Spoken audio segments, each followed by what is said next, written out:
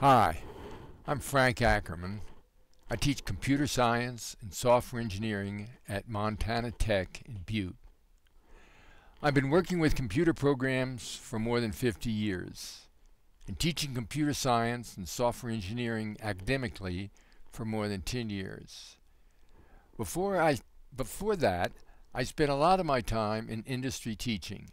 In fact, one of my first job assignments at Bell Labs was to teach an in-hours graduate class in data structures. But I've got a problem. At Tech, we don't have enough students interested in careers in computer science or software engineering. And we're not alone. The same is true throughout Montana. Even though industry needs to fill well-paying jobs in these areas in Montana with people from out of state. Let me be clear about something at the outset.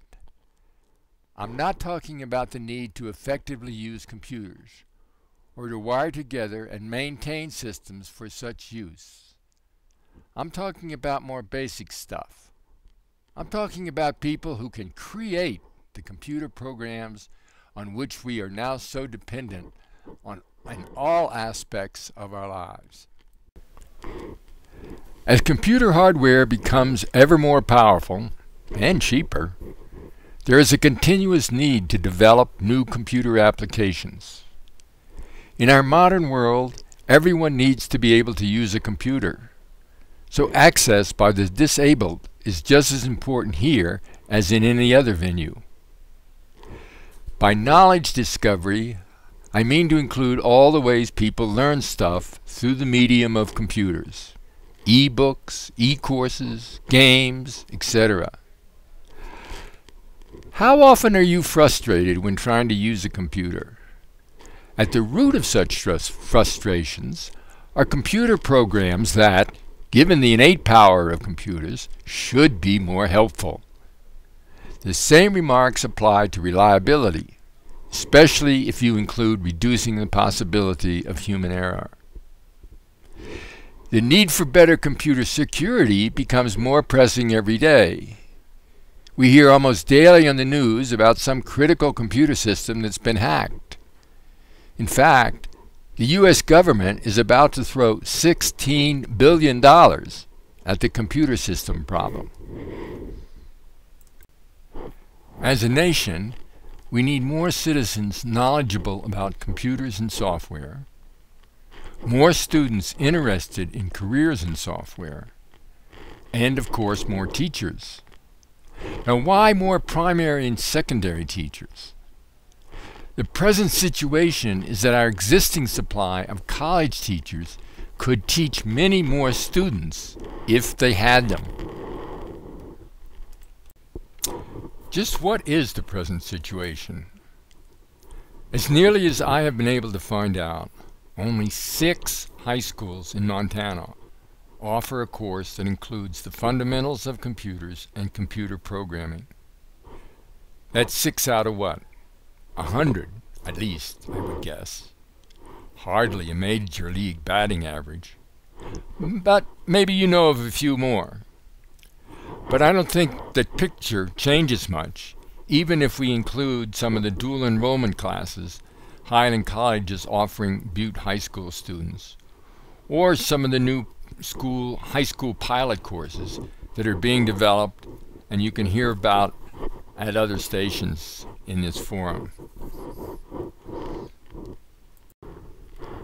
What about learning about computers and computer programming from the web? Great idea.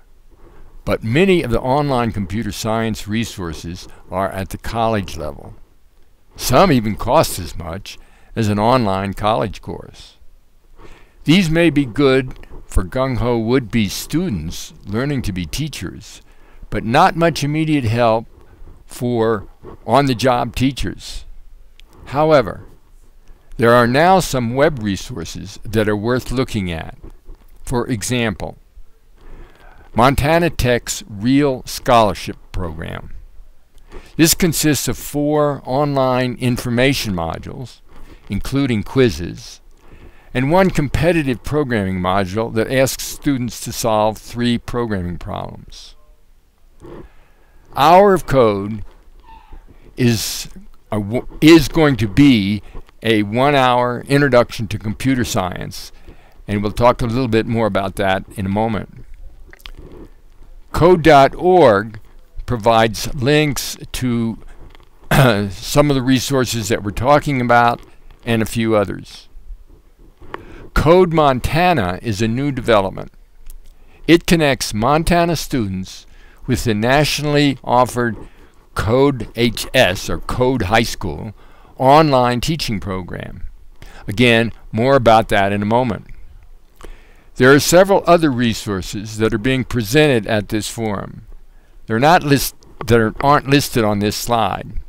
For example, at Station 19, there's a presentation on video games and STEM education. At Station 20, the title is Computer Science Demand Generation, and some folks from Montana State University are talking about that. Tech's online course, the last item listed here, just went live last year. It's an online version of our classroom course. More about it also in a moment.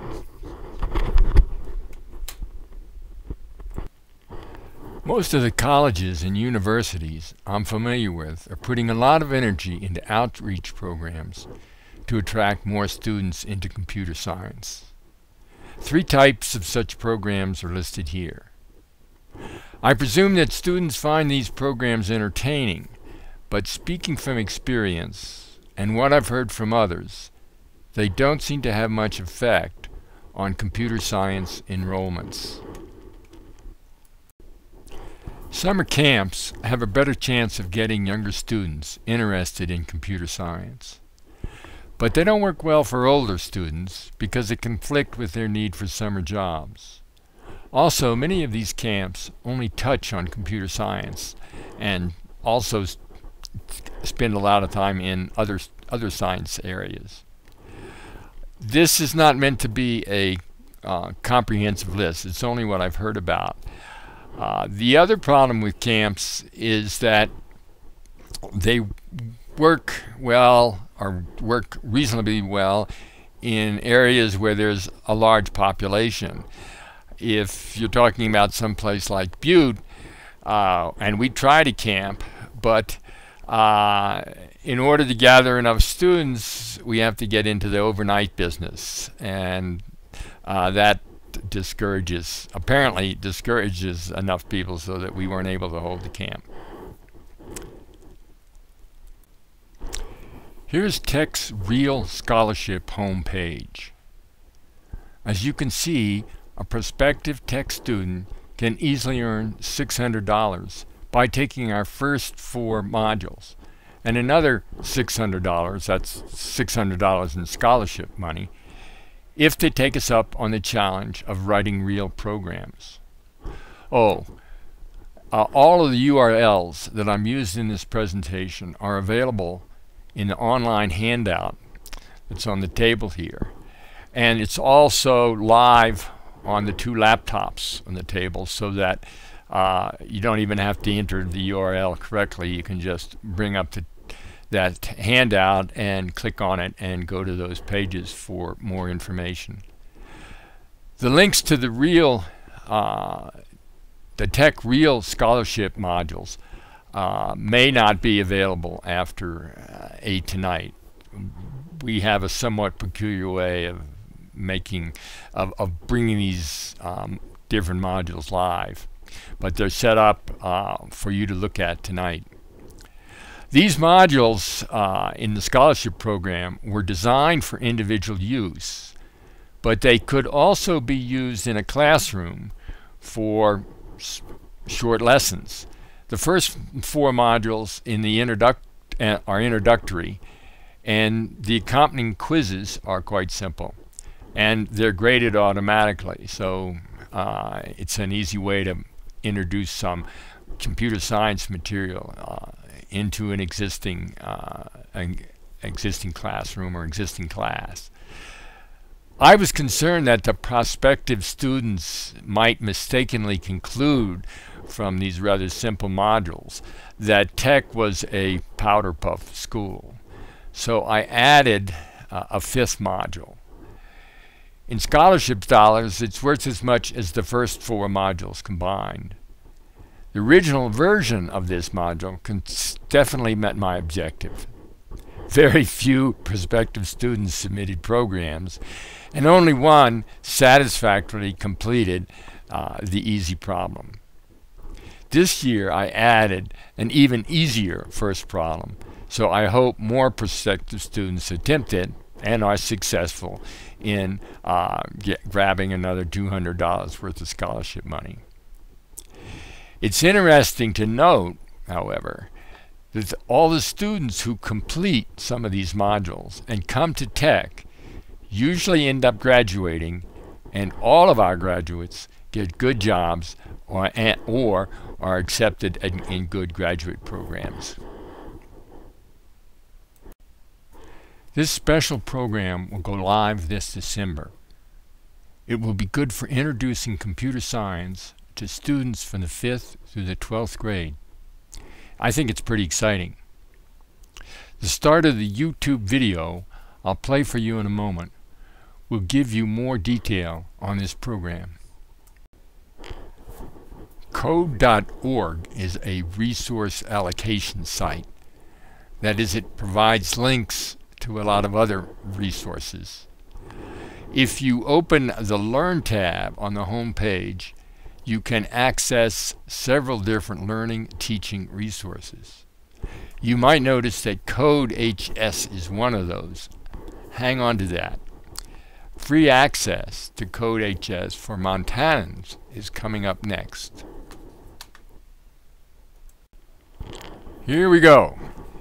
Through the beneficence of a tech-savvy and now wealthy Montanian, Montana students and teachers can get free access to CodeHS. What more could you ask for? Well, how about free t-shirts and cool prizes for students who overcome some of Code Montana's harder challenges? Sounds like a nice deal. Code Montana is set up for individual students using their home computers, but it is not yet getting as much action as its sponsor was hoping for. The best way to get your students involved in Code Montana is to incorporate at least an introduction into an existing class, or form a special after-school club.